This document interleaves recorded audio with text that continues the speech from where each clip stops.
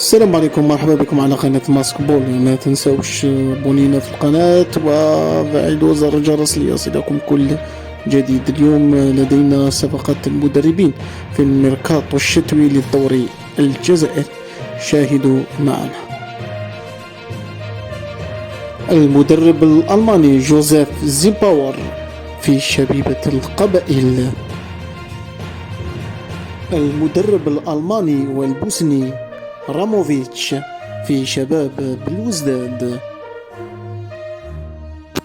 المدرب البرازيلي باكيتا في اتحاد العاصمة.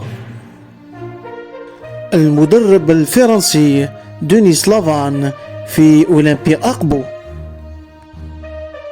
المدرب التونسي الكوكي في وفاق سطيف. المدرب الجزائري عبد القادر عمراني في مولودية وارن. وهذه أبرز الصفقات للميركاتو بالنسبة للمدربين. في الأخير اشتركوا في القناة وفعلوا زر الجرس ليصلكم كل جديد، وشكرا.